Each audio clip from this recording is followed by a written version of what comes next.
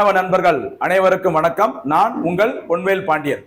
இந்த வீடியோல நம்ம என்ன பார்க்க போறோம் அப்படின்னு சொல்லி பார்த்தீங்கன்னா, தமிழ்நாடு அரசு முதல் முறையாக அறிக்கையை தாக்கல் செய்த பொருளாதார ஆய்வறிக்கை. சரிங்களா? இந்த பொருளாதார ஆய்வறிக்கை வந்துட்டு இதுக்கு முன்னாடி தமிழ்நாடு அரசு கலைஞர் பீரியட்ல கூட தாக்கல் பண்ணது கிடையாது. முதல் முறையாக மு.க. ஸ்டாலின் முதல்வராக இருந்த இந்த வருஷம் தான் முதல் முறையாக தமிழ்நாடு அரசோட பொருளாதார ஆய்வறிக்கை வெளியிடப்பட்டுள்ளது. சரிங்களா?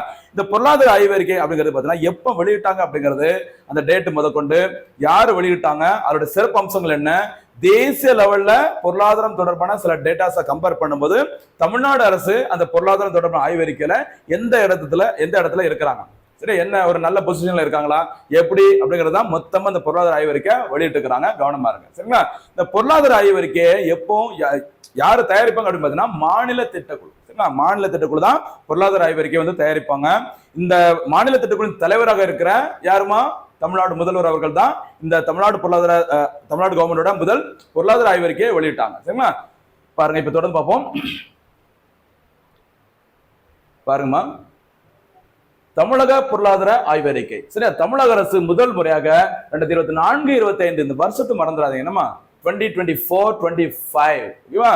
ஏன்னா இப்ப டக்கு நம்ம என்ன நினைச்சோம் அப்படின்னா 25-26 அந்த பொருளாதார ஆய்வறிக்கை அப்படின்னா இதுக்கு முன்னாடி முடிஞ்ச நிதி ஆண்டுல நம்ம என்ன பொருளாதாரம் தொடர்பாக சாதனைகளை படைச்சிருக்கோம், அதான் அந்த எக்கனாமிக் சர்வேன்னு சொல்லுவாங்க.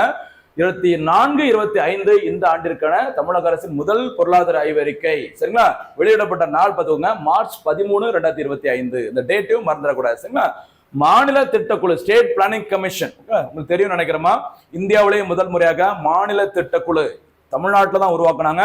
இந்த மாநில திட்டக்குழு உருவாக்குனது அப்போதைய முதல்வர் கலைஞர் கருணாநிதி அவர்கள். இந்த மாநில திட்டக்குழு ஸ்டேட் பிளானிங் கமிஷன் வந்து எப்ப எஸ்டாப்ளிஷ் பண்ணாங்க அப்படின்னு பார்த்தீங்கன்னா May 25, 1971. இந்தியாவிலே முதல் முறையாக ஒரு முன்னோடியாக தமிழ்நாடு அரசு தான் மாநில திட்டக்குழு உருவாக்குனாங்க. சரிங்களா? அந்த மாநில திட்டக்குழுக்கு எப்பவுமே தலைவராக இருப்பவர் யாரு அப்படின்னு பார்த்தீங்கன்னா முதல்வர். முதல்வர் என்பவர் மாநில திட்டக்குழுவின் பெயரளவு தலைவராக இருப்பாங்க. அதுல யாரு துணைத் தலைவராக இருக்காங்களோ அவங்க தான் அந்த மாநில திட்டக்குழுவின் உண்மையான தலைவர், செயல் தலைவர். ஓகேவா? இப்படி எல்லாமே முக்கியமான தலைவராக இருப்பது யார் தான், துணைத் தலைவர் தான் இருப்பாங்க. சரியா? தற்போது மாநில திட்டக்குழுவின் தலைவராக இருப்பவர் முதல்வர் அப்படிங்கிற அடிப்படையில பதவி வழி தலைவராக இருக்கிற மு.க. ஸ்டாலின் அவர்கள் தான் தமிழ்நாடு மாநில திட்டக்குழுவின் தலைவர். அதே மாதிரி தமிழ்நாடு மாநில திட்டக்குழுவின் பதவி வழி துணைத் தலைவர் எக்ஸ் அபிசியோ டெபுட்டி சேர்மன் யார் அப்படின்னு பார்த்தீங்கன்னா தற்போது தமிழ்நாட்டுல துணை முதல்வராக இருக்கிற உதயநிதி ஸ்டாலின் அவர்கள் தான் தற்போது தமிழ்நாடு மாநில திட்டக்குழுவின் பதவி வழி துணைத் தலைவராக இருக்கிறாங்க. சரியா? இன்னொரு முக்கியமான நபர் ஜே ஜெயரஞ்சன் அவர்கள் தான் பார்த்தீங்கன்னா executive deputy chairman of Tamil Nadu state planning commission. அவர் தான் ஜெயரஞ்சன் அவர்கள் தான் தமிழ்நாடு மாநில திட்டக்குழுவின் உண்மையான தலைவர், செயல் தலைவர், நிர்வாக தலைவர். மறந்துடாதீங்க. சரியா? ஓகே. இப்படி தமிழ்நாடு மாநில திட்டக்குழு சார்பில் தயாரிக்கப்பட்ட பொருளாதார ஆய்வறிக்கையை தலைமை செயலகத்தில் தமிழக முதல்வர், அதாவது தமிழ்நாடு மாநில திட்டக்குழு தலைவர் இருக்கிற தமிழக முதல்வர் ஸ்டாலின் அவர்கள் வெளியிட்டிருக்கிறாங்க. வெளியிட்ட டேட் மறந்துடாதீங்க, மார்ச் 13, 2025. எப்பவுமே நம்ம மத்திய அரசா இருக்கட்டும் மாநில அரசா இருக்கட்டும் அவங்களுடைய எக்கனாமிக் சர்வேங்கிறது எப்ப வெளியிடுவாங்க அப்படின்னா மத்திய அரசோ அல்லது மாநில அரசோ அவங்களுடைய பட்ஜெட், பொது பட்ஜெட்டை என்னைக்கு தாக்கல் பண்றாங்களோ அதுக்கு ஒரு நாள் முன்னாடி தான் பொருளாதார ஆய்வறிக்கை, முந்தைய நிதி ஆண்டிற்கான பொருளாதாரம் தொடர்பான அந்த எக்கனாமிக் சர்வே வந்து வெளியிடுவாங்க. சரியா? அடுத்து, மத்திய அரசின் நடைமுறையில் பொருளாதார ஆய்வறிக்கை, நிதிநிலை அறிக்கை தாக்கல் செய்யப்படுவதற்கு ஒரு நாள் முன்பு நாடாளுமன்றத்தில் தாக்கல் செய்யப்படும். அதை தான் தமிழ்நாடு அரசும் ஃபாலோ பண்ணிருக்கிறாங்க. அப்படின்னு என்ன அர்த்தம், மார்ச் 14 தமிழ்நாடு அரசோட பட்ஜெட் தாக்கல் செய்யப்பட்டது. அதுக்கு முந்தைய நாள் தான் எக்கனாமிக் சர்வே வந்து வெளியிட்டிருக்கிறாங்க. மறந்துடக்கூடாது. சரியா? ஓகே. இப்ப நம்ம தொடர்ந்து பார்க்க போறது என்னன்னு சொல்லி பார்த்தீங்கன்னா தமிழ்நாடு எக்கனாமிக் சர்வே முதல் முறையாக வெளியிடப்பட்ட அந்த பொருளாதார ஆய்வறிக்கையோட சிறப்பு அம்சங்கள் என்ன, தனிநபர் வருமானம் எப்படி இருக்குது, பயிர்கள் எவ்வளவு உற்பத்தி பண்றாங்க, காலநிலை மாற்றம், சுகாதாரம், இதுல எல்லாம் தமிழ்நாடு எந்த இடத்துல இருக்காங்க அப்படிங்கறத இப்ப நம்ம பார்க்க போறோம். சரியா? பாருங்க, பொருளாதார ஆய்வறிக்கையின் சிறப்பு அம்சங்கள். சரியா? பாருங்க, நடப்பு 2024-25 நிதியாண்டில் தமிழ்நாட்டின் பொருளாதார வளர்ச்சி 8% இருக்கும் என மதிப்பிடப்பட்டுள்ளது. சரியா? ஞாபகம் வச்சுக்கோங்க, தமிழ்நாடு மாநில திட்டக்குழு உருவாக்கிய முதல் பொருளாதார ஆய்வறிக்கையில 2024-25 நிதியாண்டுல எவ்வளவுதான் இருக்குன்னு சொல்லிக்கிறாங்க, 8% தான் தமிழ்நாடு அரசோட பொருளாதார வளர்ச்சி, எக்கனாமிக் growth ரேட் வந்து 8% தான் இருக்கும்னு அவங்க கணிச்சிருக்கிறாங்க. ஆனா நல்லா ஞாபகம் வச்சுக்கோங்க, மத்திய அரசு வெளியிட்ட அந்த ஆய்வறிக்கை, இந்த பொருளாதார ஆய்வறிக்கை வெளியிட்ட பிறகு மத்திய அரசு வெளியிட்ட அந்த ஆய்வறிக்கையில தமிழ்நாடு அரசு, ஓகேவா, தமிழ்நாட்டின் பொருளாதார வளர்ச்சி விகிதம், மாநில ஜிஎஸ்டி, ஓகேவா, மாநில அந்த ஜிடிபி வளர்ச்சி விகிதம் எத்தனை சதவீதம் இருந்ததுமா, 9.69%. அதாவது மாநில திட்டக்குழு கணிச்சதே வெறும் 8% தான். ஆனா ஓகேவா, அது வந்து தமிழ்நாடு அரசு கணிச்சது. ஓகேவா, மத்திய அரசு கணிப்பின் அடிப்படையில தமிழக அரசின் பொருளாதார வளர்ச்சி விகிதம் சரியா மாநில ஜிடிபி எவ்வளவு இருக்குது? 9.69%. ஓகேவா, அதை மறந்துடக்கூடாது. அதே மாதிரி தமிழ்நாடு அரசு ஓகேவா இந்தியாவோட மொத்த ஜிடிபில, இந்தியாவோட மொத்த உள்நாட்டு உற்பத்தியில தமிழ்நாடு அரசோட பங்கு மட்டும் 9.21%. அதையும் நீங்க மறந்துடக்கூடாது. சரியா? ஓகேவா, இதெல்லாம் வந்து தமிழ்நாடு அரசு வெளியிட்ட பொருளாதார ஆய்வறிக்கைக்கு பிறகு மத்திய அரசு வெளியிட்டது. ஓகேவா, அதையும் மறந்துடாது. ஓகேவா, அடுத்து பாருங்க.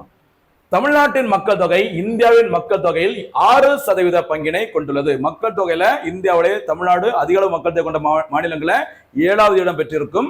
ஆனா இந்தியாவின் மொத்த மக்கள் தொகையில தமிழ்நாடோட ஷேர் பங்கு எவ்வளவுன்னு பார்த்தீங்கன்னா எத்தனை சதவீதம்? 6%. சரியா, மக்கள் தொகையில எத்தனாவது இடம்? 7வது இடம். இந்தியாவின் மக்கள் தொகையில தமிழ்நாடோட மக்கள் தொகையோட பங்கு 6%.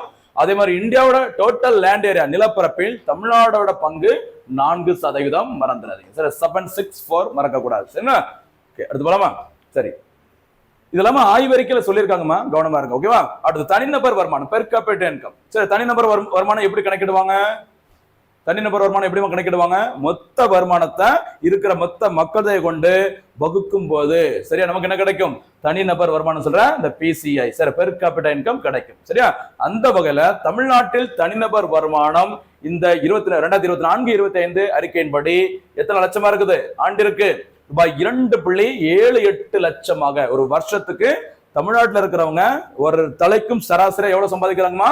2,78,000 ரூபாய் சம்பாதிக்கிறாங்க அப்படிங்கிற மாதிரி சொல்லியிருக்கிறாங்க. சரியா, அடுத்து இது தேசிய சராசரியை விட 1.64 மடங்கு அதிகமாகும். ஞாபகம் வச்சுக்கோ, மறக்க கூடாது. தமிழ்நாட்டுல வருஷத்துக்கு 2.78 லட்சம் சம்பாதிக்கிறாங்க. சரியா, இந்த தொகையானது சராசரியா இந்தியாவில் இருக்க எல்லா மாநிலங்கள், யூனியன் பிரதேசங்கள் எல்லாம் சேர்ந்து அவங்களுடைய சராசரி தேசிய வருமானத்தை விட எத்தனை மடங்கு ஜாஸ்தி? 1.64 மடங்கு அதிகம் அப்படிங்கிற மாதிரி சொல்லியிருக்கிறாங்க. இதுவும் ஒரு பெருமைப்படக்கூடிய விஷயம் அப்படிங்கிற மாதிரி தமிழ்நாடு அரசு சொல்றாங்க. ஓகேவா, கடந்த 2022ஆம் ஆண்டில் தனிநபர் வருமானம் சரிங்களா 2.78 லட்சமாக இருந்தது. இது தேசிய சராசரியான பாத்துக்கோங்க, தேசிய அளவுல சராசரியா தனிநபர் வருமானம் எவ்வளவு இருக்குது? 1.69 லட்சம். ஆண்டிற்கு 1.69 லட்சம் தான் இந்தியாவோட தேசிய சராசரி தனிநபர் வருமானமா இருக்குது. தமிழ்நாட்டில் இருக்கும் பார்த்திருக்கோம் 2.78 லட்சம். அதுதான் சொன்னேன், 1.64 மடங்கு தேசிய சராசரியை விட அதிகமாக கொண்டது யாரு? தமிழ்நாடு அரசோட தனிநபர் வருமானம். கவனமா இருக்கு. ஓகேவா, அடுத்து இதன் காரணமாக தனிநபர் வருமானத்தில் தமிழகம் சரிங்களா தனிநபர் வருமானத்தில் தமிழகம் 4ஆம் இடத்தை பெற்றுள்ளது. இந்தியாவிலேயே அதிக அளவு தனிநபர் வருமானம் கொண்டதுல தமிழ்நாடு எத்தனை இடத்துல இருக்கிறாங்க? 4வது இடத்துல இருக்கிறாங்க, மறந்துடாதீங்க. சரிங்களா, இங்க ஒரு 4 பார்த்தோம். என்ன பார்த்தோம்? இந்தியா டோட்டல் ஏரியாவில் லேண்ட் ஏரியாவில் தமிழ்நாட்டோட நிலப்பரப்பின் பங்கு 4%. அதே மாதிரி பெர் கேபிட்டா இன்கம்ல தேசிய லெவல்ல அதிகம் கொண்ட மாநிலங்கள்ல தமிழ்நாடு எத்தனை இடமா? 4வது இடம். அதே மறந்துடக்கூடாது. சரியா, அடுத்து பாருங்க, எல்லாமே ரொம்ப முக்கியம். இந்த எக்கனாமிக் சர்வேல இருந்து மட்டும் 2 கேள்விகள் நேரடியாக கேட்டிருந்தாங்க, ஒரு கேள்வி மறைமுகமா கேட்டிருந்தாங்க இந்த குரூப் 4 எக்ஸாம்ல. அது எந்த இடத்துல எப்படி கேட்டாங்க அப்படிங்கறத இப்ப நான் தொடர்ந்து பார்க்க போறோம். பாருங்க, பணவீக்கம். சரியா, இன்ஃப்ளேஷன். பணவீக்கத்தை பொறுத்தவரை இன்ஃப்ளேஷனா பணம் வீங்கி காணப்படும், எல்லாத்தையும் சர்க்குலேஷன் மணி நிறைய இருக்கும். சரியா, நிறைய பணம் இருந்ததுன்னா கண்டிப்பா பொருளோட விலை அதிகரிக்கும், பொருளோட விலை அதிகரிச்சுன்னா பணத்தின் மதிப்பு குறையும். இதுதான் பணவீக்கம். சரியா, பணவீக்கத்தை பொறுத்தவரையில் தமிழ்நாட்டில் 2022-23ஆம் ஆண்டில் ஞாபகமா 2022-23ஆம் ஆண்டில் 6% இருந்த சில்லறை விற்பனை விலை பணவீக்கம், சார் ரீட்டைல் ஓகேவா, சில்லறை விற்பனை விலை பணவீக்கம் 2023-24ஆம் ஆண்டில் 5.4%. நோட் பண்ணிக்கோங்க, இதுதான் எக்ஸாம்ல கேட்டிருந்தாங்க. சரியா, அடுத்து 2024-25ஆம் ஆண்டில் 4.8% குறைந்துள்ளது. அப்போ வரிசையா படிப்படையா தமிழ்நாட்டுல பணவீக்க விகிதம் எப்படி ஆயிட்டு என்ன ஆகுது? குறைஞ்சுகிட்டே இருக்குது, அதாவது கட்டுப்பாட்டுக்குள்ள இருக்குது அப்படிங்கிற மாதிரி தமிழ்நாடு அரசு சொல்லியிருக்காங்க. ஓகேவா, இதுதான் எக்ஸாம்ல கேட்டிருந்தாங்க. அடுத்து தமிழ்நாட்டில் 2019-20ஆம் ஆண்டில் இந்த பாயிண்ட் தான் அப்படியே கேட்டிருந்தாங்க. பாருங்க, இந்த குரூப் 4ல தமிழ்நாட்டில் 2019-20ஆம் ஆண்டில் 6% இருந்த நகர்ப்புற பணவீக்கம், சரி அர்பன் ஏரியாவில் நகர்ப்புற பணவீக்கம் 2024-25ஆம் ஆண்டில், அதாவது ஜனவரி மாதம் வரைக்கும் சரியா 4.5% இருந்தது. ஞாபகம் இதாம எக்ஸாம்ல கேட்டிருந்தாங்க. அடுத்து அதே காலகட்டத்தில் கிராமப்புற பணவீக்கம், சரியா, இது வந்து நகர்ப்புறம், இங்க பாக்குறது கிராமப்புற பணவீக்கம் 5.4% இருந்தது. ஓகேவா, இதாம அப்படியே கொடுத்துட்டு சரி தப்பு அப்படிங்கிற மாதிரி கொடுத்திருந்தாங்க இந்த குரூப் 4 எக்ஸாம்ல. அடுத்து இந்த பணவீக்கம் கட்டுப்பாட்டுக்குள்ள இருக்கிறதுக்கு முக்கியமான காரணம் என்ன அப்படின்னு சொல்லிட்டு இந்த தமிழ்நாடு அரசோட பொருளாதார ஆய்வறிக்கையில சொன்னாங்க அப்படின்னு சொல்லி பாத்தீங்கன்னா பாருங்க, காரணம் சரியா, தானியங்கள், உணவு தானியங்கள், ஃபுட் கிரைன்ஸ், தானியங்கள், மின்சாரம், இந்த பல்சஸ் பருப்பு வகைகள், ஆயில், அந்த சமையல் எண்ணெய் ஆகியவற்றை மானிய விலையில் சப்சிடி ரேட்ல பாத்தீங்கன்னா தமிழ்நாடு அரசு வழங்கிட்டு இருக்கிறாங்க. சரியா, அப்படின்னு என்ன அர்த்தம்? 100 ரூபாய்க்கு விற்பனை செய்ய வேண்டியதை ஒரு 40 ரூபாய் 50 ரூபாய்க்கு அந்த பாமாயிலாம் விற்பனை செஞ்சாங்க அப்படின்னா, அரசாங்கம் விற்பனை செஞ்சாங்கன்னா அவங்களுக்கு அந்த 100 ரூபாயிலே அவங்களுக்கு ஒரு 60 ரூபாய் மிச்சமாகும். சரியா, அதனாலதான் பணவீக்கம், அந்த விலை உயர்வு கட்டுப்பாட்டுக்குள்ள இருக்குது. மானிய விலையில நாங்க நிறைய கொடுத்திருக்கோம். அதனாலதான் தமிழ்நாட்டுல மானிய விலையில கொடுத்ததுனாலதான் இன்ஃபிளேஷன் அப்படிங்கிறது என்னது கண்ட்ரோல்ல இருக்கு அப்படிங்கிற மாதிரி சொல்லியிருக்காங்க. சரியா, இது தவிர கலைஞர் மகளிர் உரிமை தொகை திட்டம் எதையும் சொல்லியிருந்தாங்க. சரி, கலைஞர் மகளிர் உரிமை தொகை திட்டம் கண்டிப்பா ரொம்ப முக்கியமான திட்டம். இது வந்துட்டு குடும்ப தலைவர்களுக்கு மாதந்தோறும் ரூபாய் 1000 ரூபாய் தமிழ்நாடு அரசு நிதியுதவி வழங்கும் திட்டம். சரியா, இதன் காரணமாக தான் பணவீக்கம் கட்டுப்பாட்டுக்குள்ள இருந்தது அப்படிங்கிற மாதிரி சொல்லியிருக்கிறாங்க. சரியா, அடுத்து போலாமா? அடுத்து மாநில ஜிடிபி. சரியா, மாநில மொத்த உள்நாட்டு உற்பத்தி. சரியா, தமிழ்நாடு 2023-24 ஆண்டில் தேசிய மொத்த உள்நாட்டு உற்பத்தியில் 9.21% பங்கினை கொண்டுள்ளது. நம்ம ஏற்கனவே சொன்னதான் இந்தியாவோட ஜிடிபி, அதாவது இந்தியன் கவர்மெண்டோட மொத்த வருமானம் 100 ரூபான்னு வச்சுக்கோங்க. சரியா, 100 ரூபாயில தமிழ்நாடு அரசோட பங்கு மட்டும் எவ்வளவு இருக்குது? 9 ரூபாய் 21 பைசா. யாருடைய பங்கு? கிட்டத்தட்ட 10ல் 1 பங்கு நாங்க தான் மத்திய அரசுக்கு வருமானத்தை ரெடி பண்ணி கொடுக்கிறோம் அப்படிங்கிற மாதிரி சொல்றாங்க. இந்த பாயிண்ட் வந்துட்டு அடுத்த குரூப் டி எக்ஸாமுக்கு கேட்கலாம். ரொம்ப ரொம்ப முக்கியமானது, கவனமா இருக்கு. சரியா, இதே காலகட்டத்தில் தமிழ்நாடு அரசோட மாநில ஜிடிபி வளர்ச்சி விகிதம் எத்தனை சதவீதம் இருந்ததுமா? 9.69%. சரியா, இதுவும் முக்கியம். அடுத்த குரூப் 4ல அடுத்த குரூப் 2ல கேட்கலாம். ரொம்ப ரொம்ப முக்கியமான பாயிண்ட். சரிங்களா, அடுத்து 2023-24 ஆண்டில் மாநில உள்நாட்டு உற்பத்தியானது, அதாவது ஜிஎஸ்டிபி, நடப்பு விலையில் கரண்ட் பிரைஸ்ல, கரண்ட் மார்க்கெட் பிரைஸ்ல பாத்தீங்கன்னா ரூபாய் 27.2 லட்சம் கோடியை எட்டியுள்ளது. பெயரளவு வளர்ச்சி விகிதம், பெயரளவு வளர்ச்சி விகிதம், நாமினல் growth rate சொல்லுவாங்க. பெயரளவு வளர்ச்சி விகிதமானது 13.71%, உண்மையான வளர்ச்சி விகிதம், ரியல் growth rate அப்படிங்கிறது 8.33% உள்ளது.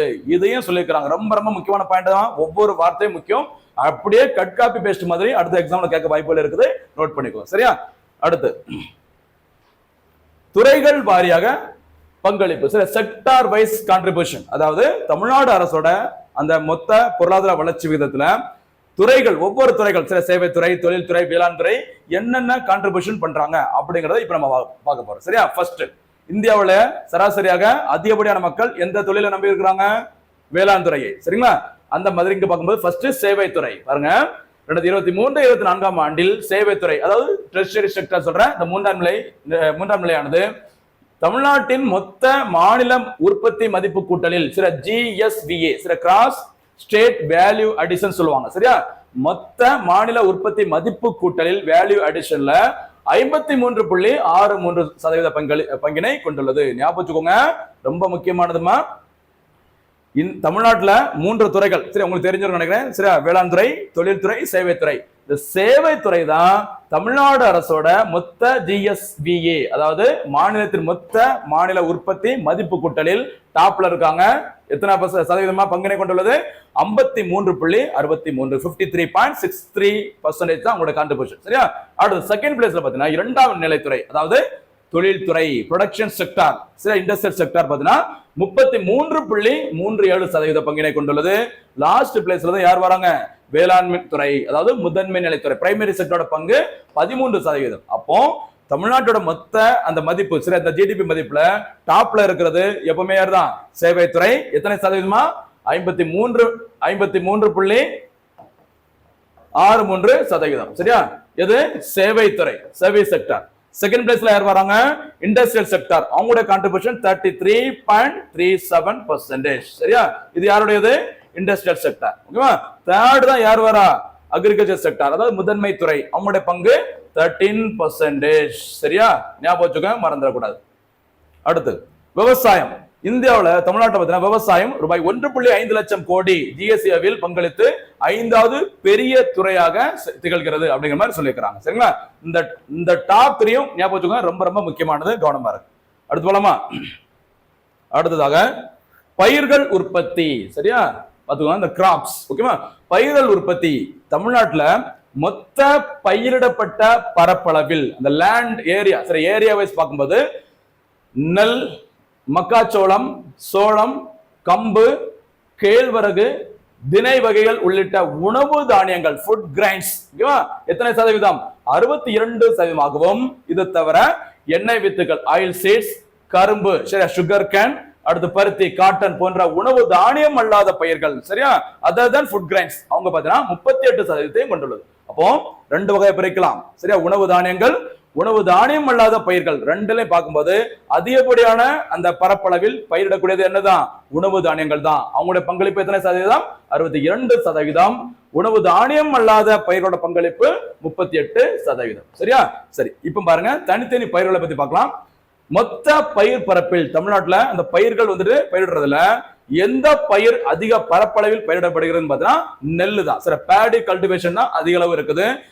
நெல் தொடர்ந்து முதன்மை நிலை வகித்து வருகிறது. சரிங்களா? அவங்களை யாரும் நம்ம வந்து அடிச்சுக்க முடியாது சொல்லியிருக்காங்க. ஏன்னா நம்மளோட அடிப்படை உணவு எங்க இருந்தா? நெல்லுல இருந்தா கிடைக்குது, அரிசி. அடுத்து 2019, 2020 மொத்த பயிர் பரப்பில் 2019, 20 அப்படின்னா ஏடிஎம்கே பீரியட்ல, இதுக்கு முன்னாடி, சரியா, அந்த டைம்ல மொத்த பயிர் பரப்பில் 32.1% இருந்த இந்த நெல்லின் பங்கானது டிஎம்கே பீரியட்ல, அதாவது 2023, 24 34.4% அதிகரித்துள்ளது. இதை ஏன் சொல்றான்னு புரியுதா? ஏடிஎம்கே கவர்மெண்டோட டிஎம்கே கவர்மெண்டான எங்க கவர்மெண்ட்ல தான் அதிக அளவு நெல் பரப்பு, சரி, நெல் வந்து நாங்க பயிரிட்டு இருக்கிறோம் அப்படிங்கறத அங்க சொல்லாம சொல்றாங்க, நோட் பண்ணிக்கோ. சரியா? அடுத்து வேளாண் புள்ளி விவரங்கள் ஒரு கண்ணோட்டம். சரியா? இந்த அக்ரிகல்ச்சர் சம்பந்தமாக சில முக்கியமான டேட்டாஸ் வந்து இந்த பொருளாதார ஆய்வறிக்கையில சொல்லியிருந்தாங்க. அதை பத்தி நம்ம பார்க்க போறோம். சரியா? பாருங்க, தமிழ்நாடு எண்ணெய் வித்துக்கள், ஆயில் சீட்ஸ், இதுதான் எக்ஸாம்ல கேட்டிருந்தாங்க. ஞாபகம் இருக்கா? குரூப் 4ல அதாவது இந்த ஆர்டர் படி கொடுத்திருந்தாங்க. சரியா? இந்த உற்பத்தி திறன், ப்ரொடக்டிவிட்டின்னு கொடுத்துட்டு நெல்லு, அப்புறம் பார்த்தீங்கன்னா எண்ணெய் வித்துக்கள், மக்காச்சோளம், இதுல தமிழ்நாடு சரிங்களா எதுல டாப்ல இருக்காங்க அதை வரிசைப்படுத்துக்கலாம் சொல்லி கொடுத்திருந்தாங்க. பாத்துக்கோமா, தமிழ்நாடு எண்ணெய் வித்துக்கள், ஆயில் சீட்ஸ், அடுத்து கிரவுண்ட் நட், நிலக்கடலை, அடுத்து சுகர் கேன் உற்பத்தி திறனில், இந்த பாயிண்ட பாத்துக்கோங்க, உற்பத்தி கிடையாது, அதாவது ப்ரொடக்ஷன் கிடையாது, உற்பத்தி திறன். அப்போ உற்பத்திக்கும் உற்பத்தி திறனுக்கு என்ன வித்தியாசம்? உற்பத்தி அப்படிங்கிறது ஒரு மாநிலத்துல மொத்த நிலப்பரப்பில் எவ்வளவு பயிரிட்டு மகசூல் கிடைக்குதோ அதுக்கு பேரு என்ன சொல்லுவாங்க? ப்ரொடக்ஷன், அதாவது உற்பத்தி. சரியா? ப்ரொடக்டிவிட்டி, உற்பத்தி திறன் அப்படின்னா திறன், நம்மளோட திறமையை காட்டுறது. கொடுத்த கொஞ்சம் லேண்ட்ல கூட அதிகமா எந்த மாநிலம் அதிகப்படியான மகசூலை கொடுக்கறாங்களோ, சரியா, அதுக்குதான் என்ன பேர் சொல்லுவாங்க? உற்பத்தி திறன். அந்த வகையில எண்ணெய் வித்துக்கள், நிலக்கடலை, கரும்பு, இந்த 3 பயிர்களோட உற்பத்தி திறன்ல இந்தியாவிலே டாப்ல இருக்குது யாருதான்? தமிழ்நாடு தான் டாப்ல இருக்கிறாங்க. சரியா? ஆனா இந்த பாத்துக்கோங்க, இந்த கரும்பு உற்பத்தியில இந்தியாவில நம்பர் 1 மாநிலமா இருக்கிறது உத்தரப்பிரதேசம். ஏன்னா அங்க நிறைய ஏக்கர் கணக்குல, ஆயிரக்கணக்கான ஏக்கர் கணக்குல இந்த கரும்பு பயிரிடப்படுகிறது. தமிழ்நாட்டுல கொஞ்ச லேண்ட்ல பண்ணாலும் இந்த பெர் ஏக்கர், அந்த ஏக்கர் வைஸ் பார்க்கும்போது அதிகப்படியான உற்பத்தியை தமிழ்நாடு தான் கொடுக்குறாங்க. அதனால ப்ரொடக்டிவிட்டில தமிழ்நாடு நம்பர் 1. ஓகேவா? அடுத்து மக்காச்சோளம், மெய்ஸ். சரி, அந்த மெய்ஸ் உற்பத்தி திறன்ல தமிழ்நாடு 2ஆம் இடம். இதுதான் அந்த குரூப் 4ல கேட்டதாங்க, நோட் பண்ணிக்கோ. சரியாமா? அடுத்து நெல் உற்பத்தி திறன், சரி, அந்த பேடி ப்ரொடக்டிவிட்டில பாத்தீங்கன்னா தமிழ்நாடு 3ஆம் இடத்திலும் உள்ளது. ரொம்ப ரொம்ப முக்கியமானது, ஆர்டர் மாறாம இந்த குரூப் 4ல கேட்டிருப்பாங்க, நோட் பண்ணிக்கோ. சரியா? அடுத்து தோட்டக்கலை பயிர்கள், சரி, இந்த ஹார்டிகல்ச்சர் அப்படி சொல்லுவாங்கல்ல, தோட்டக்கலை பயிர்கள் பாத்தீங்கன்னா 2023, 24ஆம் ஆண்டில் எத்தனை ஹெக்டேர் அளவுக்கு பயிரிட்டு இருக்காங்க? 16.3 லட்சம் ஹெக்டேர் அளவிற்கு தோட்டக்கலை பயிர்கள் பயிரிடப்பட்டுள்ளது. ஓகேவா? அடுத்து தமிழ்நாட்டின் நம்ம ஏற்கனவே பார்த்தோம் அந்த ஜிஎஸ்விஏ, இந்த ஜிஎஸ்விஏல கால்நடைகளின் பங்கு 5.4% உள்ளது. இதே நோட் பண்ணி. சரியா? அடுத்து விவசாய கடன். சரியா? விவசாயிகளுக்கு அதிக அளவு கடன் வழங்குறதுல இந்தியாவிலேயே நம்பர் 1 ஸ்டேட்டா இருக்குது யாருதான்? தமிழ்நாடு தான் அப்படிங்கிற மாதிரி சொல்லியிருக்காங்க. சரியா? சரி, பாருங்க எவ்வளவு கடன் கொடுத்துருக்கான்னு சொல்லி பாருங்க. 2014, 2020, 2014ஆம் ஆண்டு முதல் 2020 வரையிலான காலகட்டத்தில் விவசாயிகளுக்கு வழங்கப்பட்ட மொத்த கடன் தொகை 1.83 லட்சம் கோடி. சரியா? அது பழைய பீரியட், அதாவது பிஜேபி பீரியட்ல அந்த மாதிரி சொல்லலாம்.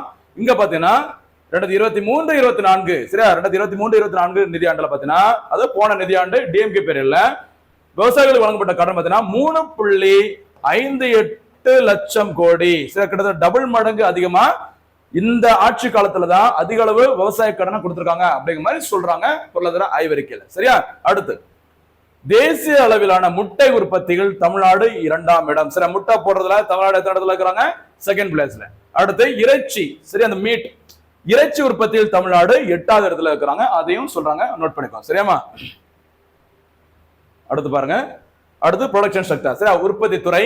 உற்பத்தி துறையின் வளர்ச்சி விகிதம் growth rate எவ்வளவு பார்த்தீங்கன்னா 8.33%. இதை நோட் பண்ணிக்குமா? வளர்ச்சி விகிதம் 8.33%. இந்தியாவின் மொத்த உள்நாட்டு உற்பத்தியில் தமிழ்நாட்டின் உற்பத்தி துறையின் பங்களிப்பு 11.90. மறந்துடக்கூடாது, இந்தியாவோட மொத்த ஜிடிபில ஓகேவா தமிழ்நாடு உற்பத்தி துறையின் பங்களிப்பு மட்டுமே எத்தனை சதவீதம் இருக்குது? 11.90. இந்தியாவோட ஜிடிபில தமிழ்நாடு அரசோட பங்கு எத்தனை சதவீதம்? 9.21%. அதே மறந்துடக்கூடாது. இங்க நம்ம பாக்குறது இந்தியாவோட ஜிடிபில தமிழ்நாட்டின் உற்பத்தி துறையோட பங்களிப்பு மட்டுமே 11.90%. மறந்துடாதீங்க. சரியா? அடுத்து உத்தியம்ங்கிற ஒரு போர்ட்டல். சரியா? பதிவு செய்யப்பட்ட 35.56 லட்சம் சிறு குறு MSME நிறுவனங்கள் சொல்லுவாங்கல்ல, சிறு குறு மற்றும் நடுத்தர நிறுவனங்களுடன் தமிழ்நாடு 2023-24 தேசிய அளவில் 2ஆம் இடத்தை பிடித்துள்ளது. அதாவது பதிவு செய்யப்பட்ட இந்த சிறு குறு நடுத்தர நிறுவனங்கள் எதுல பதிவு பண்ணுவாங்கம்மா? உத்தியம் அப்படிங்கிற அந்த போர்ட்டல்ல பதிவு பண்ணுவாங்க. இந்த பதிவு செய்யப்பட்ட இந்த லிஸ்ட்ல பாத்தீங்கன்னா இந்தியாவிலேயே அதிகப்படியான புதிய MSME நிறுவனங்கள் அதிகமா இருக்கிறதுல தமிழ்நாடு 2023-24 ஆண்டுல எத்தனை இடத்தை பிடிச்சிருக்காங்கம்மா? செகண்ட் பிளேஸ்ல. வெள்ளி பதக்கத்தை வென்றது தமிழ்நாடு. ஓகேவா? அடுத்து என்ன ஒரு முக்கியமான விஷயத்தையும் தமிழ்நாடு 2ஆம் இடத்துல இருக்கிறாங்க. எதுன்னு சொல்லி பாருங்க. ஜவுளி, டெக்ஸ்டைல், மிஷினரிஸ், இயந்திரங்கள், மின்னணு தயாரிப்புகள், எலக்ட்ரானிக்ஸ் ஐட்டம்ஸ். மின்னணு தயாரிப்புகளில் தமிழ்நாடு இந்தியாவிலேயே பாத்தீங்கன்னா 2ஆம் இடத்துல உள்ளது. அதாவது ஒட்டுமொத்தமா பார்க்கும்போது நிறைய விஷயங்கள்ல நாங்க டாப்ல இருக்கும், இல்ல டாப் 3லயாவது இருக்கும் தமிழ்நாடு அரசு அப்படிங்கிற மாதிரி சொல்றாங்க. கவனமா இருங்க. சரியா? அடுத்து 2023-24 ஆண்டில் தமிழ்நாட்டின் மொத்த தொழிலாளர்களில் 33.3%. சரிங்களா? தொழில்துறை நடவடிக்கைகளில் ஈடுபட்டுள்ளனர். சரி, அப்ப தொழில்துறைகள் எத்தனை பேர் இருக்கிறாங்க? 33.31%. இதுல 15.97% பார்த்தீங்கன்னா உற்பத்தி துறையிலும் 17.2% பேர் பார்த்தீங்கன்னா கட்டுமான தொழில்களும் ஈடுபட்டுள்ளனர். ஓகேவா? ஓவராலா பார்க்கும்போது 33.31%. அடுத்து பாருங்க, 2024ஆம் ஆண்டில் உலக முதலீட்டாளர்கள் மாநாடு வெற்றிகரமாக நடத்தப்பட்டு, சரியா, குளோபல் இன்வெஸ்டர்ஸ் மீட் சொல்லுவாங்க, குளோபல் இன்வெஸ்டர்ஸ் மீட் ஜிம்னு சொல்லுவாங்க. சரியா? எத்தனாவது மாது? 3வது. ஓகேவா? ஞாபகம் வச்சுக்கோங்க. தேர்ட் ஜிம்னு சொல்லுவாங்க. உலக முதலீடுகள் மாநாடு வெற்றிகரமாக நடத்தப்பட்டு ரூபாய் 6.64 லட்சம் கோடி முதலீடுகள் ஈர்க்கப்பட்டது. அதாவது வெளிநாடுகள் இருக்கிறவங்க, இந்தியாவுக்கு பிற தொழில்கள் இருக்கிற இந்திய நிறுவனங்கள் எல்லாருமே தமிழ்நாட்டில் வந்து முதலீடு செய்யணும் அப்படிங்கறதுக்காக தான் உலக முதலீட்டாளர்கள் மாநாடு நடத்தப்பட்டு வருகிறது. சரியா? இதன் முதல் மாநாடு நடைபெற்றது எப்பன்னு பார்த்தீங்கன்னா நம்பர் 1 2015ல ஜெயலலிதா அம்மையார் முதல்வராக இருக்கும்போது தமிழ்நாட்டில் முதல் முறையாக உலக முதலீட்டாளர்கள் மாநாடு நடைபெற்றது. இந்த எல்லா மாநாடுகளுமே பார்த்தீங்கன்னா சென்னையில் இருக்க நந்தம்பாக்கம் ட்ரேட் சென்டர் வணிக வளாகத்துல நடைபெறும். ஃபர்ஸ்ட் மாநாடு நடைபெற்றது 2015 ஜெயலலிதா அம்மையார் பீரியட்ல. அடுத்து 2019ஆம் ஆண்டு யாரோட பீரியட்ல? EPS, சரியா, எடப்பாடி பழனிசாமி அவர்கள் பீரியட்ல. இது வந்து JJ. அடுத்து 2024ஆம் ஆண்டு யாரோட பீரியட்ல நடந்திருக்குமா? MKS, சரியா, MK ஸ்டாலின் பீரியட்ல நடந்திருக்குது. சரிங்களா? இந்த 3வது உலக முதலீடுகள் மாநாட்டில் தான் எவ்வளவு கோடி? 6.6 லட்சம் கோடி முதலீடுகள் வெளிநாடுகள் இருந்து ஈர்க்கப்பட்டுள்ளது. ஓகேவா? அப்படி சொல்லியிருக்கிறாங்க. அடுத்து சமூக முன்னேற்ற குறியீடு, சரியா, SBI சொல்லுவாங்க. சரியா? சமூக முன்னேற்ற குறியீடு மற்றும் உயர்கல்வியில் மொத்த சேர்க்கை விகிதம், சரியா, கிராஸ் என்ரோல்மெண்ட் ரேஷியோ, சரியா, GER சொல்லுவாங்கல்ல, கிராஸ் என்ரோல்மெண்ட் ரேஷியோ. அதுல பாத்தீங்கன்னா தமிழ்நாடு அரசு பாருங்க முதலிடத்தை பெற்றுள்ளது. ஞாபகமா? சமூக முன்னேற்ற குறியீடு மற்றும் உயர்கல்வி சேர்க்கை விகிதம், சரியா, கிராஸ் என்ரோல்மெண்ட் ரேஷியோல இந்தியாவிலேயே பெரிய மாநிலங்கள்ல தமிழ்நாடு நம்பர் 1 ஸ்டேட்டா இருக்குன்னு சொல்லியிருக்காங்க. ஓகேவா? அடுத்து பாருங்க, மோட்டார் வாகன உற்பத்தி, சரியா, மோட்டார் வெஹிக்கிள் ப்ரொடக்ஷன், ஆடை, அடுத்து தோல் பொருள், இதுலயும் தமிழ்நாடு இந்தியாவிலேயே நம்பர் 1 ஸ்டேட்டா இருக்கு, மறக்க கூடாது. ஓகேவா? அடுத்து தொழில்துறை உற்பத்தியானது கடந்த 2019-20ஆம் ஆண்டில் ரூபாய் 2.5 லட்சம் கோடியாக இருந்ததோட மதிப்பு, ஓகேவா, 2023-24ஆம் ஆண்டுல 3.07 லட்சம் கோடியாக அதிகரித்துள்ளது. அதை நோட் பண்ணிக்கோங்க. அடுத்து பொறியியல் சார் உற்பத்தி, இன்ஜினியரிங் குட்ஸ் அப்படி சொல்லுவாங்களா, பொறியியல் சார் உற்பத்தி, ஆயத்த ஆடை, ரெடிமேட்ஸ், அடுத்து பார்த்தீங்கன்னா பருத்தி நூல், கைத்தறி ஏற்றுமதி, இதுல இந்தியாவில் இருக்கிற முன்னணி மாநிலங்கள்ல தமிழ்நாடும் ஒன்றாக திகழ்கிறது அப்படின்னு சொல்லிட்டு தொழில்துறை தொடர்பாக பொருளாதார ஆய்வறிக்கையில தெரிவிச்சிருக்கிறாங்க. சரியாமா? அடுத்து பாருங்க, சேவைத்துறை. சரியா? அப்போ நம்ம அக்ரிகல்ச்சர் செக்டர் பார்த்துட்டோம், வேளாண் துறை, தொழில்துறை பார்த்தாச்சு. அடுத்து மூன்றாவது துறையான சேவைத்துறை, சர்வீஸ் செக்டர். சரியா? இவங்களுடைய வளர்ச்சி விகிதம் 2021-24 அந்த காலகட்டத்தில் எத்தனை சதவீதம் இருக்குது? 7.97. சரிங்களா? கிட்டத்தட்ட 8% வளர்ச்சி அடைந்துள்ளது சர்வீஸ் செக்டரோட வளர்ச்சி விகிதம். ஓகேவா? சரி, தமிழ்நாட்டின் தரநிலைகள் பாருங்க. மேலும் அதாவது ஓவராலா இது தவிர, ஓகேவா, குறைவான இறப்பு விகிதம் வேற எதுல சுகாதாரத்தில் பார்க்கும்போது குறைவான இறப்பு விகிதம், சரி, லோ டெத் ரேட், சரியா, குறைவான பிறப்பு விகிதம், சரி, லோ பர்த் ரேட், குறைந்த வறுமை நிலைகள், சரி, பாத்தீங்கன்னா பாவர்ட்டி ரேஷியோ குறைவா இருக்கிறதுல ஆகியவற்றில் தமிழ்நாடு 2வது இடத்தில் உள்ளது. சரியா? குறைவான இறப்பு விகிதம், பிறப்பு விகிதம், குறைவான வறுமை விகிதம் செகண்ட், ரெண்டுலயும் இந்தியா, சரி, தமிழ்நாடு எத்தனை இடத்துல இருக்கிறாமா? செகண்ட் பொசிஷன்ல இருக்கிறாங்க. அடுத்து நீடித்த வளர்ச்சி இலக்குகள் SDG உங்களுக்கு தெரியும் நினைக்கிறேன். 2015ஆம் ஆண்டு, எப்பமா? 2015ஆம் ஆண்டு யுனைடெட் நேஷன் ஐக்கிய நாடுகள் சபையானது ஒரு 17 இலக்குகளை அறிவிச்சாங்க. சரியா? அந்த வறுமை இல்லாம இருக்கணும், பட்டினி இல்லாம இருக்கணும், சுகாதாரம், பெண்கள் முன்னேற்றம் அப்படின்னு சொல்லிட்டு ஒரு 17 இலக்குகளை ஐக்கிய நாடுகள் சபை அறிவித்த ஆண்டு 2015. அதற்கான இலக்கு ஆண்டு 2030. இந்த இலக்கை நோக்கி பயணம் செய்யறதுல நீடித்த வளர்ச்சி இலக்கல் குறியீட்டிலும் சுகாதார குறியீட்டிலும் இந்தியாவிலேயே தமிழ்நாடு 3ஆம் இடத்தில் உள்ளது. அதையும் மறந்துடாதீங்க. சரியாமா? அடுத்து 2005 முதல் 2006 வரை, சரி, 2005-2006 முதல் 2022-23 வரையிலான காலத்தில் தமிழ்நாட்டில் வறுமை நிலை 36.54 அந்த சதவீதத்திலிருந்து வெறும் 1.43%. சரியா? தமிழ்நாட்டில் இருக்கிற மக்கள்ல வறுமை விகிதத்தில் இருக்கிறவங்க எத்தனை சதவீதம் பேர் தான்? 1.43% தான் அப்படிங்கிற மாதிரி இந்த அறிக்கையில சொல்லி இருக்கிறாங்க. சரியா? அதே வேளையில், சரியா, அப்போ இது இந்தியா, தமிழ்நாடு 2ஆம் இடம். ஃபர்ஸ்ட் யாரு? வறுமை வீதம் குறைவா இருக்கிற இந்திய மாநிலம் கேரளா. கேரளாவில் பார்த்தீங்கன்னா 0.55 சம்திங் தான் இருக்கிறாங்க, ஞாபகம் வச்சுக்கோங்க. சரி, அப்ப வறுமை வீதம் குறைவா இருக்கிற இந்திய மாநிலங்கள் நம்பர் 1 கேரளா, நம்பர் 2 தமிழ்நாடு. சரி, குறைவா இருக்கிறதுல. அதே வேளையில் அகில இந்திய அளவில் வறுமை நிலை 55.34%இருந்து 11.28% குறைஞ்சிருக்கு. அப்ப தமிழ்நாட்டுல 1.43% வறுமை நிலை இருக்குது. தேச சராசரி பார்க்கும்போது வறுமை நிலை எவ்வளவு இருக்குதுமா? 11.28% அப்படிங்கிற மாதிரி சொல்லி இருக்கிறாங்க. அதாவது தேச சராசரி விட தமிழ்நாடு வறுமை வீதத்துல ரொம்ப குறைவாக பெற்று டாப்ல இருக்கும். ஓகேவா? அப்படிங்கிற மாதிரி சொல்றாங்க. அப்ப நம்ம எல்லாம் பணக்காரா இருக்கும் அப்படிங்கிற மாதிரி சொல்றாங்க. புரியுதா? அடுத்து தமிழ்நாடு தனிநபர் நுகர்வு செலவில், தனிநபர் நுகர்வு கன்சம்ஷன் எக்ஸ்பெண்டிச்சர்ல இந்தியாவிலேயே தமிழ்நாடு 4வது இடத்துல இருக்கிறாங்க. தனிநபர் ஆண்டு வருமானத்திலையும் 4வது இடம். இதை நம்ம ஆல்ரெடி பார்த்துட்டோம். சரியாமா? அடுத்து கல்வி, எஜுகேஷன் பாருங்க. கல்வியில் எஜுகேஷன், தமிழ்நாட்டின் தொடக்க பள்ளிகளில் மொத்த மாணவர் பதிவு, GER கிராஸ் என்ரோல்மெண்ட் ரேஷியோ, சரியா, தொடக்க பள்ளிகளில் மொத்த மாணவர் பதிவு விகிதம் 98.4%, உயர்நிலை பள்ளிகள் ஹையர் எஜுகேஷன்ல பாத்தீங்கன்னா உயர்நிலை பள்ளிகளில் 97.5%, மேல்நிலை பள்ளிகள்ல, ஓகேவா, மேல்நிலை பள்ளிகள்ல 11th 12th, ஓகேவா, 82.9% உள்ள நிலையில் தேசிய அளவில் இந்த விகிதம் முறையே 91.7%. சரி, அப்ப நமக்கு அங்க எவ்வளவு இருக்குது? 98.4 இருக்குது. தேசிய லெவல்ல இது 91.7 இருக்குது. அதே மாதிரி பாத்தீங்கன்னா உயர்நிலை பள்ளிகள் சேர்க்கை வீதம் தமிழ்நாட்டுல 97.5% இருக்குது. தேசிய லெவல்ல பார்க்கும்போது 74.4 ஆகும். அடுத்து பாத்தீங்கன்னா மேல்நிலை பள்ளி சேர்க்கை வீதம் 56.2% உள்ளது. ஒட்டக மொத்தத்துல பார்க்கும்போது தேசிய சராசரி விட தமிழ்நாட்டுல அந்த பள்ளிகள் தொடர்பான சேர்க்கை வீதம் டாப்ல இருக்குது அப்படிங்கிற மாதிரி சொல்றாங்க. அடுத்து நிதி ஆயோக், சரியா, நிதி ஆயோக் வெளியிட்ட அறிக்கையின்படி பள்ளி கல்வி தரநிலை குறியீடு, sir, school education quality index அப்படி சொல்லுவாங்க, SEQI, ஸ்கூல் எஜுகேஷன் குவாலிட்டி இண்டெக்ஸ்ல கேரளாவுக்கு அடுத்தபடியாக, கேரளாவுக்கு அடுத்த நிலையில் தமிழ்நாடு உள்ளது. இந்த ஸ்கூல் எஜுகேஷன் வழங்குறதுல உங்களோட கல்வி தரம் எந்த அளவுக்கு நல்லா இருக்குன்னு சொல்லி பார்க்கும்போது அந்த பட்டியல யார் டாப்ல வராங்க? கேரளா. கேரளாவுக்கு அடுத்து தமிழ்நாடு 2ஆம் இடத்தை பெற்றுள்ளது. வறுமை வீதம் குறைவா இருக்கிறதுலயும் தமிழ்நாடும் கேரளாவும் பாத்தீங்கன்னா நம்பர் 1 நம்பர் 2ல இருப்பாங்க. சார், குறைவான வறுமை வீதம் கேரளா நம்பர் 1, தமிழ்நாடு நம்பர் 2. அதே மாதிரி நிதி ஆயோக் வெளியிட்ட இந்த பள்ளி கல்வி தரநிலை குறியீடுல பாத்தீங்கன்னா கேரளா நம்பர் 1, தமிழ்நாடு நம்பர் 2. இந்த நிதி ஆயோக் வெளியிட்ட தரவரிசை பாருங்க, நிறைய விஷயங்கள்ல கேரளா டாப்ல எங்க வராங்களோ கேரளாக்கு அடுத்து தமிழ்நாடு இருக்கு, நோட் பண்ணி பாருங்க. சரியா? எல்லாமே வராது, ஒரு சில விஷயங்கள் மட்டும். தமிழ்நாட்டின் மொத்த மாணவர்களின் சேர்க்கை விகிதம், சரியா, 5.24% பங்கினை கொண்டுள்ளது. இந்தியாவில் இருக்கிற மொத்த மாணவரின் சேர்க்கை விகிதம், சரிங்களா, அதுல தமிழ்நாடோட பங்கு மட்டும் எவ்வளவு இருக்குது? 5.24. அதாவது 28 மாநிலங்கள் 8 யூனியன் பிரதேசங்கள் எல்லாம் சேர்ந்து பார்க்கும்போது தமிழ்நாடோட மாணவர்களின் சேர்க்கை விகிதம் 5.24% பங்கினை கொண்டுள்ளது. ஓகேவா? அடுத்து மேல்நிலை கல்வி இடைநிற்றல் இந்தியாவில் 12.6% இருக்குது. இது தமிழ்நாட்டில் ஜஸ்ட் எவ்வளவுதான் இருக்குது? 4.5% தான் இருக்கு. மேல்நிலை கல்வி இடைநிற்றல். ஓகேவா? அடுத்து இது கல்வி தொடர்பானது. அடுத்து சுகாதாரம். ஹெல்த் பாருங்க. சுகாதாரம் 5வது தேசிய குடும்ப நல சுகாதார கணக்கெடுப்பின்படி பல்வேறு சுகாதார குறியீடுகளில் தமிழ்நாடு மாநிலம் சிறப்பாக செயல்படுகிறது. சரியா?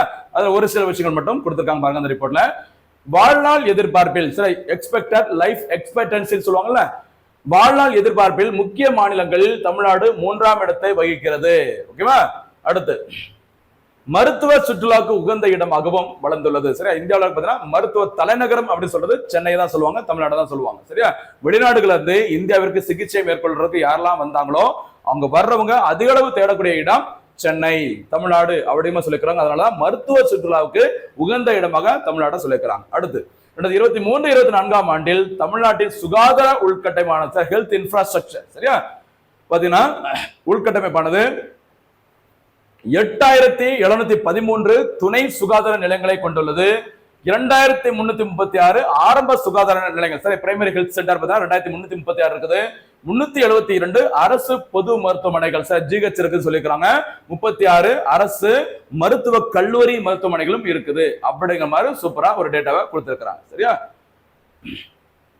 அடுத்து எல்லாத்தையும் பார்த்தாச்சு. அடுத்து முக்கியமான ஒரு துறை காலநிலை. சரியா? கிளைமேட். காலநிலை தொடர்பான அந்த அறிக்கையும் பார்த்தீங்கன்னா பொருளாதார ஆய்வறிக்கையில் சொல்லியிருந்தாங்க. 2023-2030 நோட் பண்ணிக்குமா? 2023-2030 ஆண்டிற்கான தமிழ்நாடு காலநிலை மாற்ற செயல் திட்டம் தமிழ்நாடு காலநிலை மாற்ற செயல் திட்டம் உருவாக்கியுள்ளதோடு காலநிலை மாறுபாடுகளை எதிர்கொள்ள ரூபாய் 1000 கோடி மதிப்பீட்டில் பசுமை நிதியம் கிரீன் ஃபண்ட் அப்படிங்கிறதையும் தமிழ்நாடு அரசு உருவாக்கி இருக்கிறாங்க. இதுவும் ஒரு முன்னோடி திட்டம், மறந்துடக்கூடாது. சரிங்களா? அப்போ தமிழ்நாடு காலநிலை மாற்ற செயல் திட்டம் எப்ப அறிவிச்சாங்க? 2023 தொடங்குறாங்க. அதற்கான இலக்கு ஆண்டு எந்த வருஷம்? 2030, மறந்துடக்கூடாது. சரிங்களா? நிதி ஆயோக்கின் SDG 13 அதாவது SDG சரி அதோட 13வது இலக்கு என்னதுமா? காலநிலை செயல்பாடு.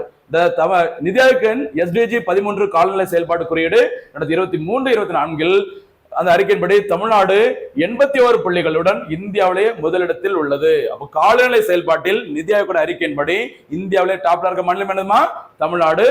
அது தொடர்பான அந்த செயல் திட்டம் சரியா 2023 தொடங்கினாங்க. இலக்கு ஆண்டு 2030, அதையும் மறந்துடாதீங்க. சரியா? அடுத்து இந்த காலநிலை பார்த்ததுனால அது தொடர்பான சில விஷயங்களும் சேர்த்து சொல்லியிருந்தாங்க. அதாவது தமிழ்நாட்டுல அடுத்தடுத்து நிறைய புயல்கள் வந்து அதனை தொடர்ந்து பல்வேறு பிரச்சனைகள் வந்தா கூட நாங்க சில விஷயங்களை டாப்ல முன்னேறி வந்திருக்கோம் அப்படிங்கிற மாதிரி சில புயல்களையும் மாதிரியா சொல்லியிருந்தாங்க. பாருங்க, தமிழ்நாட்டை தாக்கிய சில முக்கியமான புயல்கள் 2016 ஆண்டு வர்தா புயல். சரி, வர்தா புயல் பயங்கரமா இந்த சென்னை பக்கத்தில் பயங்கரமா தாக்கியது. அடுத்து 2017 ஆண்டு பாத்தீங்கன்னா ஒக்கி புயல் கன்னியாகுமரி மாவட்டத்தை வந்து தாக்கிச்சது. ஓகேவா? அடுத்து நடுவுல 2015 செம்பரம்பாக்கம் ஏரி, அது உங்களுக்கு தெரியும் நினைக்கிறேன். 2018 ஆண்டு தமிழ்நாட்டை தாக்கிய புயல் கஜா புயல். அடுத்து 2023 ஆண்டு மிக்ஜாம் புயல். சரி, மிக்ஜாம் புயல் சொல்லுவாங்க, மிக்ஜாம். ஓகேவா? 2024 ஆண்டு முக்கியமான இன்னொரு புயல் ஃபெங்கல் புயல். இதெல்லாம் தமிழ்நாட்டை தாக்கிய சமீபத்தில் தமிழ்நாட்டை தாக்கிய முக்கியமான புயல்கள். இவ்வளவு தாக்குதல் இருந்தா கூட நிறைய பிரச்சனைகள் இருந்தா கூட ஓகேவா COVID-19 அதனை தொடர்ந்து நிறைய பாதிப்புகள் தொடர்ந்து இருந்தா கூட நிறைய தமிழ்நாடு ஓகே தமிழ்நாடு சொன்னது நிறைய பொருளாதாரம் தொடர்பான விஷயங்கள்ல தேசிய சராசரியை விட தமிழ்நாடு டாப்ல இருக்கும் அல்லது டாப் 3ல இருக்கும் இல்லாட்ட முன்னணி மாநிலங்கள் பட்டியல இருக்கும் அப்படிங்கறதா இந்த பொருளாதார ஆய்வறிக்கையில மத்திய அரசுக்கு சொல்ல வராங்க. சரிங்களா? இந்த ஆய்வறிக்கை எப்படி விட்டாங்க? March 13, 2025 மறக்க கூடாது, விட்டுறாதீங்க. சரியாமா? சரி, அடுத்ததாக கடன் விகிதம். சரியா? கடன் விகிதம் 15வது நிதி ஆணையத்தின் பரிந்துரையின்படி மாநில ஒட்டுமொத்த உற்பத்தியில் 28% வரை தமிழ்நாடு அரசு கடன் பெற முடியும். ஆனால் 26% வரை மட்டுமே கடன் பெற்றுள்ளது. அதாவது என்ன சொல்லிருக்காங்க அப்படின்னா 15வது நிதி ஆணையம் யாரு தலைவர்? NK சிங், நந்த கிஷோர் சிங். NK சிங் தலைமையிலான 15வது நிதி ஆணையம் அவங்க பரிந்துரையின் அடிப்படையில மாநில ஒட்டுமொத்த உற்பத்தியில தமிழ்நாடு அரசு சரி மாநில GDPல எத்தனை சதவீதம் வரைக்கும் கடன் பெற முடியும்? 28% வரைக்கும் கடன் பெற முடியும். ஆனா நம்ம எவ்வளவுதான் வாங்கியிருக்கிறோம்? வெறும் 26% தான். 2% குறைவாக தான் நம்ம கடன் வாங்கியிருக்கோம். நீங்க சொன்ன லிமிட், நிதி ஆணையம் சொன்ன லிமிட்டை விட தமிழ்நாடு அரசு 2% குறைவாக தான் கடன் வாங்கியிருக்கிறாங்க. அப்படி கடன் வாங்கினாலும் RBI கிட்ட கடன் வாங்குறதுல தொடர்ந்து இந்தியாவில் முன்னணியில் இருக்க மாநிலம் என்னது? தமிழ்நாடு அரசு அப்படிங்கிறதும் ஒரு எக்ஸ்ட்ரா டேட்டா தெரிஞ்சுக்கும். சரியாமா? இதுதாம்மா தமிழ்நாடு அரசோட மொத்த இந்த பொருளாதார ஆய்வறிக்கை 2024-25 ஆண்டிற்கான. கடைசியாக இன்றைய தினத்திற்கான ஒரு சில கேள்விகள் ஆரம்பிக்கலாமா? இந்த தினத்திற்கான கேள்விகள் ஃபர்ஸ்ட்ல இருந்து கேட்கிறேன். இன்றைய தினத்திற்கான ஒரு சில முக்கியமான கேள்விகள், பதில்கள் சொல்லுங்க. ஏன்னா கேள்விகள் கேட்டு அப்படி போனாதான் எப்பவுமே கொஞ்சம் இன்ட்ரெஸ்டிங்கா இருக்கும், கவனமா இருக்கும். சரியா? ஃபர்ஸ்ட் கேள்வி என்னன்னு சொல்லி பார்த்தா, தமிழ்நாட்டில் மாநில திட்டக்குழு எப்போது வெளியிடப்பட்டது? இதான் இன்றைய தினத்திற்கான முதல் சூப்பர் 6 கேள்வி நம்பர் 1. சரியா? தமிழ்நாடு மாநில திட்டக்குழு எப்போது உருவாக்கப்பட்டது? இரண்டாவது கேள்வி, தமிழ்நாடு மாநில திட்டக்குழுவின் தற்போதைய செயல் தலைவர், உண்மையான தலைவர், நிர்வாக தலைவர் யார்? இது வந்து இரண்டாவது கேள்வி. அது மூன்றாவது கேள்வி, தமிழ்நாடு அரசு எந்த ஆண்டிற்கான பொருளாதார ஆய்வறிக்கை வெளியிட்டிருக்கிறாங்க? அது வந்து நீங்க 4வது கேள்வி வச்சுக்கோமா. அடுத்ததாக தமிழ்நாட்டின் தனிநபர் வருமானம் தற்போது எவ்வளவு ரூபாயாக உள்ளது? அது வந்து 4வது அல்லது 5வது கேள்வி வச்சுக்கோமா. அடுத்ததாக இது எக்ஸாம்ல கேட்டது, அதனால பணவீக்கம் வேண்டாம், குரூப் 4ல கேட்டாங்க. ஓகேவா? அடுத்து 2023-24 ஆண்டில் தேசிய உள்நாட்டு உற்பத்தியில் தமிழ்நாட்டின் பங்களிப்பு எத்தனை சதவிகிதம்? அதையும் கொஞ்சம் கேள்வியில கரெக்டா பதில் சொல்லுங்கம்மா. அடுத்ததாக தமிழ்நாட்டில் இருக்க முக்கியமான 3 துறைகள்ல சேவைத்துறை, தொழில்துறை, வேளாண் துறையின் பங்களிப்பு எத்தனை சதவீதம்? அதையும் பட்டியலிட்டு சொன்னா சூப்பரா இருக்கும். சரியா? மற்றதெல்லாம் வழக்கமா கேட்கறது தாம. அடுத்ததாக நிதி ஆயோக் வெளியிட்ட காலநிலை செயல்பாடு தொடர்பான தேசிய அளவிலான அந்த பட்டியல தமிழ்நாடு எத்தனாவது இடத்தில் உள்ளது? ஓகேவா? இதுதான் கடைசி கேள்வி. எத்தனை கேள்வினாலும் கேட்கலாம், எல்லா கேள்விகளுமே முக்கியமானது. ஒரு சில கேள்விகள் கேட்டதா உங்களை தோன்றதுக்கு ஒரு வசதியா இருக்கும், ஒரு ஆர்வத்தையும் தூண்டும். நீங்க பதில் சொன்னதான் நான் போடுற எஃபர்ட்டை எனக்கும் ஒரு சந்தத்தை கொடுக்கும். சரிங்களா? எல்லா கேள்விகளுக்கும் முழுமையா நல்ல கேள்விகளை கேட்டு பதில் சொல்லுங்க. வீடியோவை ஒரு செகண்ட் கூட ஸ்கிப் பண்ணாம ஃபுல்லா பாருங்க. கண்டிப்பா வர்ற தேர்வுகள் வந்து இதுல இருந்து நிறைய கேள்விகள் கேட்கறது வாய்ப்புகள் இருக்கு. சரியா? மீண்டும் சந்திக்கலாம். நன்றி, வணக்கம்.